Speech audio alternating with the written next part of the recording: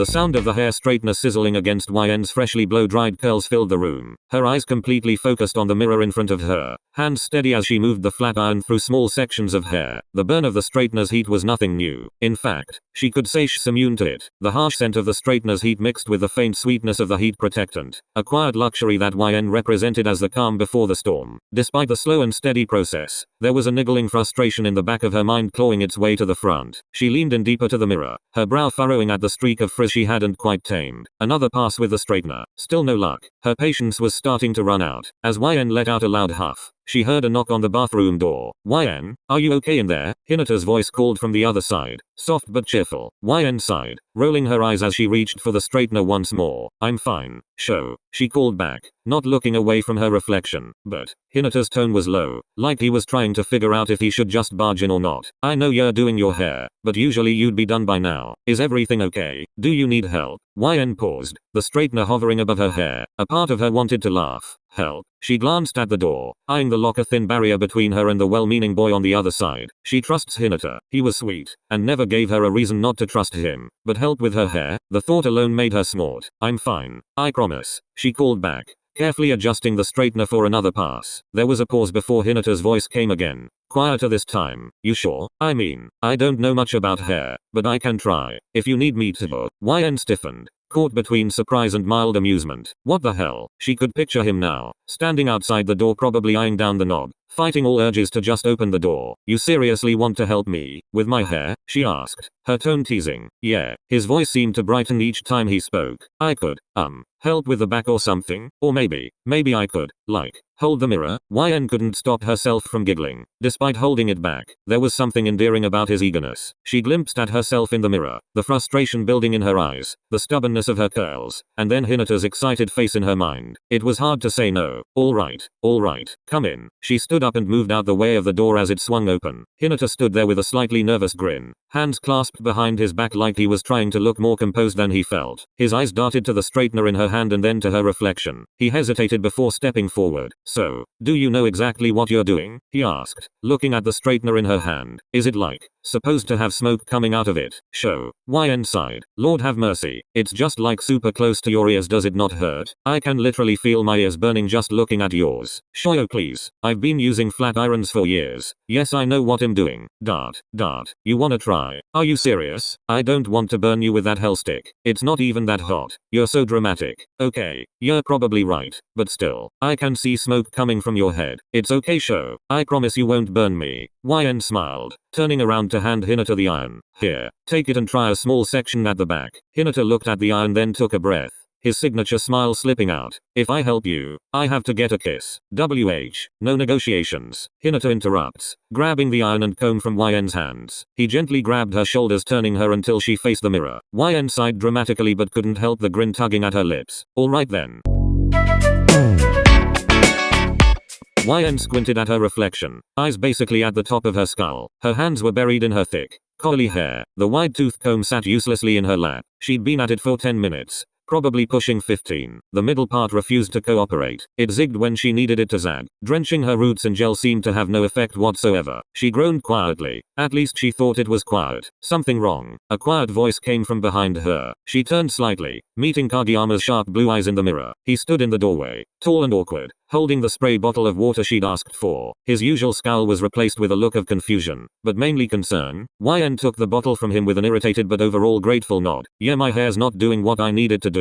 Kageyama frowned as he studied YN. From her uncooperative hair, to her irritated expression. "Doesn't look stubborn." She turned slightly to face him. "That's 'cause you don't know what I'm trying to do." "What are you trying to do?" "I'm trying to part it down the middle so I can style it," she muttered, lifting the comb. "But my hair doesn't want to cooperate today. I should have done it as soon as I got out the shower, but..." She paused, placing the comb back on the sink while exhaling. "I'm just making it worse at this point." Kageyama stood there for a moment like he was thinking hard, eyes flicking between her hair and her face. "Dart. Want me to try?" She turned in her seat slowly, blinking. "You want to part my hair?" He nodded, not confidently, but not joking either. YN blinked once then twice, before speaking. "You've never touched my hair before. I've seen you do it, I think," he said, voice quieter now. "I won't mess it up. At least I'll try not to." There was a feeling in YN's chest she wasn't expecting. Kageyama is awkward, especially when it comes to acts of service, so when he offered help, He meant it. No bluff. No games. He just wanted to do it right. To take a weight off your shoulders. She held out the comb, signaling him to grab it. Okay, let's see what you've got. He stepped cautiously behind her, and she fully turned back towards the mirror. She watched his reflection, shoulders tense, mouth pressed into a thin line. His fingers hovered near her scalp before pausing. Do I just start? Yeah. Use the tail of the comb. Start from my nose to find the middle of my head, then drag it back, gently. Don't dig into my scalp. He followed her instructions carefully, holding her hair with one hand and guiding the comb with the other. His fingers brushed her wet curls with gentleness. He glided the comb across her head as if she was fragile, as if he was afraid of causing any discomfort whatsoever. He went silent in concentration, only speaking after a minute in silence. It's really bouncy. YN smiled.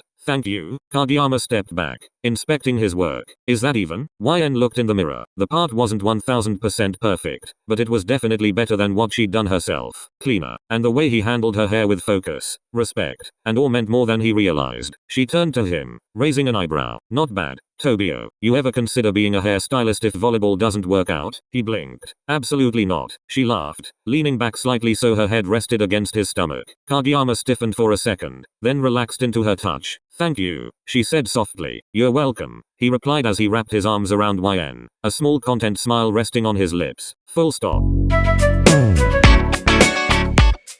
YN sat cross-legged in the middle of her bedroom, a towel around her shoulders, hair sectioned, hair masks, oils, a spray bottle and 3 different sized combs were scattered around her like a tiny shrine. Tsukishima leaned against the doorframe, sipping from a mug. His brow quirked in amusement. Are you doing surgery in here? She didn't look up. It's wash day. He blinked once. Dart. What's wash day? Exactly what it sounds like. Silence. It's time for me to wash my hair, Kay. He crouched beside her slowly, glancing at the mess. And you do this every week? For the most part, yay. Depends on the weather. My energy. Ikna. Would you like some help on this oh so tiring wash day? His voice was laced with sarcasm, but his hand was already reaching for a comb to fidget with. YN looked at him, surprised. Are you serious? I'm not offering because I care, he said flatly. I'm offering because this looks like a science experiment and I hate not understanding things. Aha. She nodded sarcastically, completely seeing through his excuse. And, he added, gently tugging a curl that had fell out of the bun. YN messily stuck it in. It's kind of funny watching you go to war with your own hair. She rolled her eyes, but couldn't stop the smile tugging at her lips. Fine. But if you pull any of my hair out, I'm breaking your neck. Now go grab a towel and meet me in the kitchen. The kitchen? Yes. The kitchen. I need to use that sink to wash this mask out of my hair. Tsukishima stared for a beat too long, his lips twitching like he was fighting off another sarcastic remark. He turned, muttering, you're lucky I like you, barely loud enough for her to hear. YN looked up at him, her cheeks feeling warm. What was that? I said you're high maintenance, he called over his shoulder. Way too quick. She laughed under her breath, but there was a flutter in her chest she couldn't ignore. Full stop. A few minutes later, YN was bent over the kitchen sink, curls weighing down her head from the product and water. Tsukishima stood behind her, setting the towel on the counter beside them. He was quieter than usual, focused. He pushed his sleeves up to his elbows. His fingers brushed the back of her neck as he gently pushed her head under the nozzle, making sure her full head was wet. He worked slowly, running his fingers through her curls to rinse out the mask, gently touching her scalp, sending small chills down her spine each time he did. She could feel the careful hesitation in his touch, like he didn't want to mess anything up, or like he was paying more attention than he wanted her to notice. When the last of the product washed away, the water now running clear, she tapped his wrist lightly. Is there another step or was that it? He asked, not sure if he should turn the water off or not. I need to shampoo now, but I can do that on my own. Tsukishima interrupts before YN can finish. Now I can do it, my hands are already wet anyways. What type of excuse was that? But whatever, YN wasn't complaining. Less arm cramps for her. Plus, his hands felt good massaging her scalp. He poured some shampoo into his hands, then rubbed them together, before carefully placing his fingers at her scalp. Use your fingertips, not your claws, you a swipe. Okay, wash your own hair then, he threatened, but didn't move away. Yet you're still here. Shut up. He started slow, gradually easing into a rhythm. The lather foamed beneath his touch as he massaged her scalp, the pads of his fingers moving in small circles. It felt good. Shockingly good. Like that? He asked, voice low. Yeah. She hummed, eyes fluttering shut. Just like that. There was a quiet between them, filled only by the sound of running water and the soft slip of shampoo through curls. His fingers moved with growing confidence, smoothing through her thick hair, never tugging, never rushing. He adjusted his stance behind her like trying to get a better and more comfortable angle, but ended up brushing his hips against hers. Neither of them moved. Not right away at least. Why are you actually good at this? She murmured. Maybe I'm just good with my hands, he said dryly, and she could hear the smirk in his voice. She huffed a quiet laugh. You're irritating. Irresistible, he corrected, his thumbs brushing just behind her her ears. He rinsed her hair carefully, making sure the suds didn't drip into her face. She peeked up at him when he gently squeezed water from the ends of her hair. He was biting the inside of his bottom lip, completely focused. Once the shampoo was washed out, she leaned up slowly, reaching for the towel. Tsukishima stopped her with a quiet, "Wait," taking it from her hands. He reached for the towel and carefully draped it over her head, starting to wrap it the way he'd seen her do it before. His fingertips brushed her forehead, then the curve of her neck as he tucked the fabric in place. She could feel how close he was now. "There," he said, softer than before. "Is that okay?" He looked at her for a long moment, really looked, and for once, he didn't roll his eyes, didn't make a comment, didn't step back. "You know, I like helping you," he admitted quietly, "even if you get sassy over nothing." That made her laugh, quiet and surprised. The sound pulled the corner of his mouth into the faintest smile. One of his hands brushed a stray curl from her cheek, fingertips lingering for a second longer than necessary, tucking it into the towel on her head. "You really didn't have to do all that," she said gently. "I know, but I wanted to." She smiled softly, adjusting the towel a bit, just so she could look up at him. "Thanks, Kay." His gaze dropped to her lips, then back to her eyes. "Anytime. YN.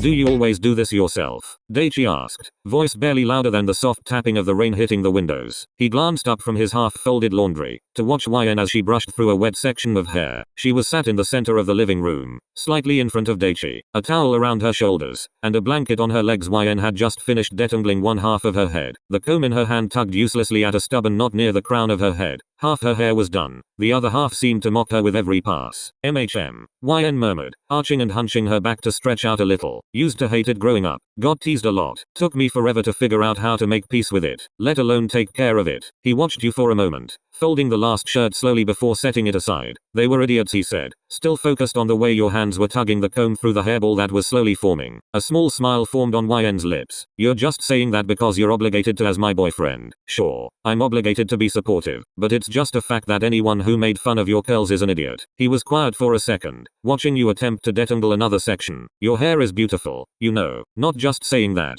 because I have to, but because it's you." You let out a breathy giggle. "What's that supposed to mean, comma?" He didn't respond right away. Instead, he scooted forwards to sit directly behind you, pressing a kiss to your shoulder. "I love it." He paused to place a kiss to your other shoulder. "And I love you." Your breath caught for a moment, not from surprise, but from the way he said it with no hesitation, no filter. He gently reached forward to take the comb from your hands. "Let me help you, baby. I can see how frustrated you're getting, so take a break." "I don't really know what I'm doing," he admitted, turning the comb over, "but I'll be careful." You smiled, settling back slightly so your shoulder brushed against his chest. "Just remember to start from the bottom to the top. If it gets a little harder to comb through, just use the spray bottle and some conditioner. Got it?" He let out a low hum before gently grabbing the portion you were working on. He started from the ends just like you told him to, slowly working the comb through the curls. "This ain't so bad," he murmured after a few strokes. "Don't get cocky," you said, lips curving upward. "The top layers are the issue." Oh. His hands moved with such care, occasionally using his fingers to loosen a knot before combing through again. Every few minutes, he'd hum along to your playlist that was playing on the TV, or tuck a stray curl behind your ear. As Daichi was finishing the last few portions of your hair that he separated, he spoke up. "Could I do this more often?" "You actually want to?" "Of course. You're always taking care of me, so this is the least I can do in return. Plus, this is very calming." He let out a deep chuckle, continuing to finish up. You leaned your head back slightly as he turned on the diffuser, eyes slipping shut for a few moments as his fingers worked gently with the machine to dry your hair. There was something so grounding about this. His warmth behind you, the rain still falling steadily against the windows, your hair slowly being tamed under his steady hands. You didn't respond for a minute. You reached in front of you to lay your hand over his now outstretched legs, your fingers brushing softly against the fabric of his sweats. "Okay," you whispered. He turned the diffuser off, sitting it back on the floor, leaning down to rest his chin lightly on top of your head, combing through the last of your curls. When he was finally done, he lifted his head to stare at his work, fluffing out the part his head was rested on. "There," he said, brushing his fingers through the finished curls. "Gorgeous, as always." You rolled your eyes, grinning. "Now you're just trying to butter me up." "I mean it," he said, pressing a kiss to the side of your face. "You're gorgeous." You turned your head, just enough to kiss his cheek before turning back around. "Thank you, Mura, for being so patient." Your voice a little softer, with hints of sleepiness creeping in. "Always." Daichi slid back until his back hit the couch, scooting you with him. You cuddled into him, pulling the blanket over both of your bodies. He wrapped his arms around your waist without hesitation, pulling you even closer, pressing another kiss to your temple. "I love you," you mumbled into his chest. "I love you more, YN," Daichi whispered. Slowly but surely, you both drifted off into a nap. The laundry could wait for now. The sound of the TikTok video blared from your phone. The beat of music getting annoying. From the amount of time it's been looped. You'd been staring back and forth from the screen to the mirror for the past 20 minutes. Trying to figure out how they managed to get their hair into the most perfect messy bun you've ever seen.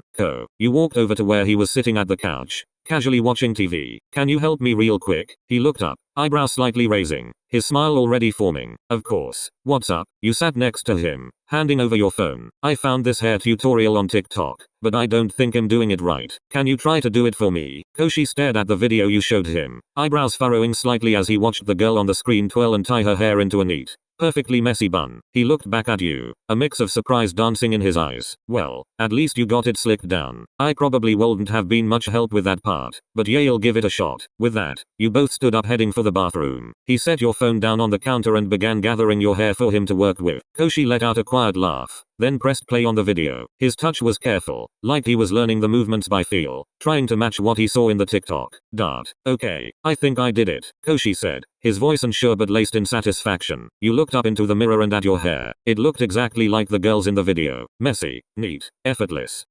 He froze, contemplating on if he should run or not. Oh god, please don't hit me. I told you I'd try. What are you? You turned around to face him, cutting yourself off with a laugh. I was just gonna ask how the hell did you do it perfectly first try. Oh. He blinked at you, processing the compliment. Then a sheepish grin spread across his face. You're doing all of my buns from now on. You crossed your arms, looking back into your reflection. He grinned, his eyes shining with that confident sparkle you adored. I'm not complaining, he said. His smile showed that your praise was going straight to his head. Grabbing your hand, dragging you out of the bathroom, he looked over his shoulder at you. You ready to go?